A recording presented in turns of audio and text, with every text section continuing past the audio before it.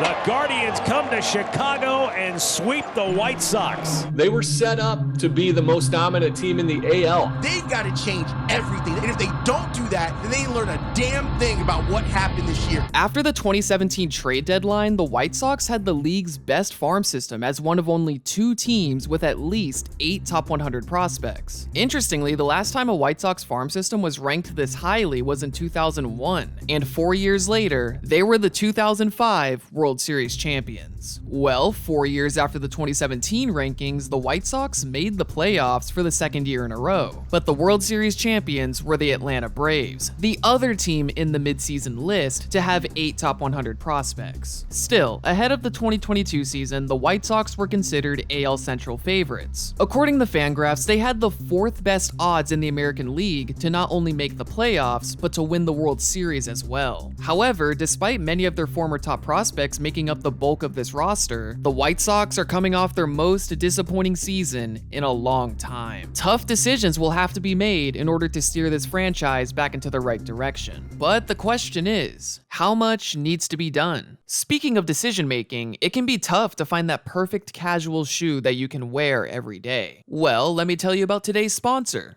Vessi. I was recently in the market for a new everyday shoe, and my pair of Vessis have quickly become my go-to. I wear the men's weekend style in asphalt black, and they not only look great, but they feel great too. The lightweight and breathable design make Vessis built for everyday life. They're the perfect shoes to throw on when I'm walking my dog, running some errands, or hanging out with some friends. Also, Vessis are built to withstand all seasons year-round as they are made from Dymatex, a dual-climate knit material that keeps you cool in the summer and warm in colder weather. Oh, and did I mention that Vessis are 100% waterproof? Yes, you can ditch the rain boots because Vessis are made to keep your feet dry even in the wettest of weather. Now, admittedly, as someone who's from Southern California, I don't deal with rain very often. However, through a little experiment I conducted comparing my Vessis with a different pair of shoes I own, I am perfectly confident that when the rain does eventually come, my Vessis will keep my feet warm and dry. This is why Vessis are my go-to shoes by my door. Vessis are the perfect gift under the tree and for your feet. Check out their holiday sale at vessi.com/sportstorm. Get the style and size you want now before they sell out. And if you missed the sale, use code SportStorm for 15% off your entire order. Despite losing in the 2021 playoffs, this team's future looked bright. Their offense was elite despite Eloy Jimenez and Luis Robert missing big portions of the season. However, defense was a notable issue.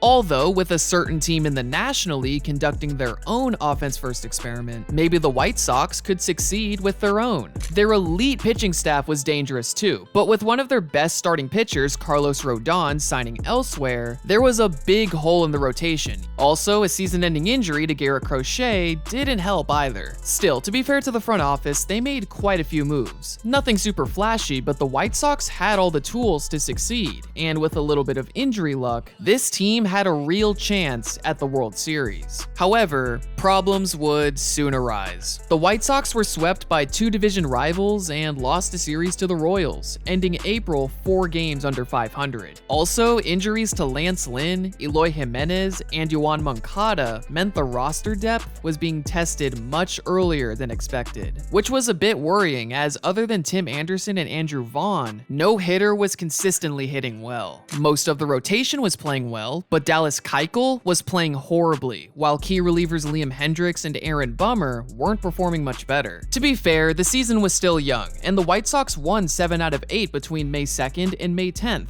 although the loss on May 9th revealed some key issues. The scoring started with Gavin Sheets dropping a ball in right field, who ended up redeeming himself in the bottom half of the inning with a 3-run home run. White Sox starter Michael Kopech had a great outing, even getting out of a 5th inning jam that started with a Tim Anderson error, who, like Sheets, redeemed himself with an RBI extra base hit. Also, turning the tables a little bit, Ahmed Rosario dropped a fly ball in the bottom of the 8th, which led to an AJ Pollock 3-run home run. This should be enough for a White Sox win, right?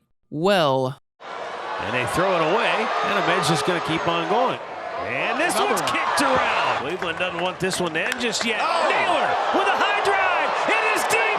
It is gone. 2 errors eventually led to the Guardians tying the game, and ironically, a great diving play and pick at first kept the game tied in the bottom of the 9th. 2 innings later, Josh Naylor hit a go-ahead 3-run home run, proceeded to throw his helmet into the dugout wall, and then the Guardians won the game. While many fans were talking about Naylor's antics, White Sox fans were talking about the errors. The White Sox led the league with 26 errors, and Tim Anderson's 9 errors led both his team and the league. This was a very concerning trend for a team that was already predicted to be bad defensively. However, there was another concerning trend. It was clear that the White Sox were an aggressive, free-swinging team that weren't driving in enough runs to warrant their aggressive approach. Sure, they weren't striking out, but they still weren't getting on base nor hitting enough extra base hits. Before the season, hitting coach Frank Menechino said the White Sox lost in the 2021 playoffs because the Astros employed a no-damage plan of attack. The Astros were willing to give up singles so they could challenge the young aggressive hitters who wanted to drive the ball instead of building rallies through patience. Fast forward to 2022, and the same thing is happening. To make matters worse, the hottest hitter on the team, Tim Anderson, picked up a multi-week injury, and Dallas Keuchel was released following his terrible start to the season. Still, even with a 23-24 record at the end of May, there was still plenty of time to make the proper adjustments. But would these adjustments ever come to fruition? They put Trey Turner on intentionally with a 1-2 count, and he makes him pay with an opposite field 3-run shot. That's through. The Sox have their first lead in a nearly 4-hour tour, and it's a 9-8 walk-off. At the All-Star break, the White Sox were a .500 team, but they were still far off preseason expectations. While guys like Abreu, Anderson, Vaughn, and Robert were playing very well, guys like Moncada, Grandal, and Pollock were not. It was a similar story among the pitching staff too. One half was performing well, and the other half wasn't. And like the hitting core, the pitching staff's numbers weren't exactly eye-popping, so upgrades at the trade deadline were very much needed. However, how much could they reasonably accomplish with their underwhelming farm system? Well, evidently, not much. The only deal they made was for reliever Jake Diekman, a good player, but not nearly enough. GM Rick Hahn said it was a seller's market that baffled him even more than anticipated. While the trade deadline was underwhelming, the lineup was finally back at full strength, with guys coming back from injury, so there was potential for a turnaround. But on the other hand, placing your entire season on the hopes your slumping players can turn it around is a risky plan. Although, at first, it seemed to be working. On August 16th, the White Sox had beaten the Astros for their 5th straight win and had a record 5 games over 500. However, with Tim Anderson suffering a season-ending injury and manager Tony La Russa stepping back from managerial duties due to health issues, the White Sox started to lose more and more. But when September began, they started to win again, but they needed to find some sort of consistency to make the playoffs. Let's be honest, we shouldn't have an opportunity, said All-Star closer Liam Hendricks. With the way we've played, there should be no chance of us winning this division. And fortunately for us, we're still in a position where it's quite possible. And now we just need to make sure we take advantage of every strike we got. Everything led to the crucial test that began on September 20th against the first place Guardians. With a division win being the only way either team makes the playoffs, it was going to be a contentious series. Unfortunately, the White Sox were swept. Then they were swept by the Tigers, and then lost the following series to the Twins. Just like that, the season was over. A year of their playoff window was wasted.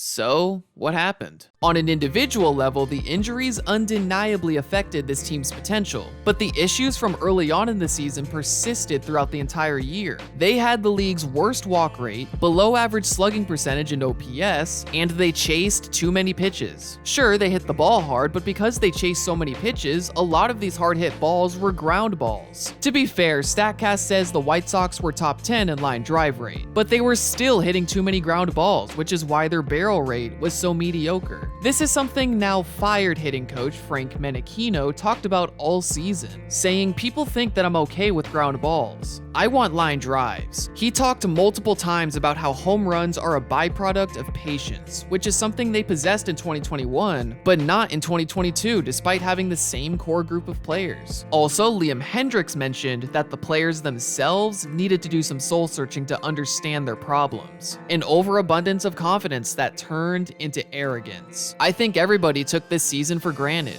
Interestingly, new manager Pedro Grifol said that during his time with the Royals, he noticed that the White Sox's team energy levels dictated whether they were beatable or not. With Grifol bringing in new coaches, perhaps this group's potential can be unlocked once again. However, what about the defense? For the past 5 seasons, the White Sox have mostly been a bad defensive team, and 2022 was the worst yet. Much of this is due to flawed roster construction in terms of sacrificing defensive positioning for more offense. So, what could happen next season? I think outfielder Andrew Vaughn will shift over to his natural position at first base following Jose Abreu's departure. As for catcher, if the White Sox don't release Yasmani Grandal, some sort of platoon is going to be necessary. Josh Harrison won't be coming back, so a second baseman is needed too. Late season signing Elvis Andrus has shown interest in coming back following a successful stint. So even with shortstop Tim Anderson returning, I think Andrus should be re-signed. As for third baseman Yoan Moncada, he seriously regressed last season, so he'd be a tough player to trade away, especially considering his contract. This is why I think getting more offense out of the outfield is the way to go, specifically in the corner outfield spots, as Eloy Jimenez should be the full-time DH, and Luis Robert has shown to be a capable center fielder. Gavin Sheets and number 2 prospect Oscar Colas are decent in-house options for a starting job. Then you've got trade options like Anthony Santander and Jake McCarthy. There's also some intriguing free agents like Andrew Benintendi, Jurickson Profar, and David Peralta, along with some risky free agents like Cody Bellinger, Joey Gallo, Adam Duvall, or even Japanese free agent Masataka Yoshida, someone who could add much-needed plate discipline if his talents translate to MLB. Overall, there's lots of options for the front office to consider. Now let's quickly talk about the pitching staff. While their overall production was better than the hitters, some reinforcements are definitely needed. Even though Lance Lynn struggled after returning from injury and Michael Kopech struggled ahead of his season-ending injury, I believe the trio of Lynn, Kopech, and Dylan Cease should be really good next season. So what about Lucas Giolito and Johnny Cueto? I'd say Cueto is probably gone, especially considering the team just signed Mike Clevenger on a 1-year $12 million deal. That leaves Lucas Giolito, who's going into the 2023 season as this rotation's X factor. Cease, Lynn, and Kopech are a great trio at full strength, but a successful duo of Giolito and Clevenger gives this rotation lots of promise. But there are some injury concerns, and the lack of left-handers is worrying.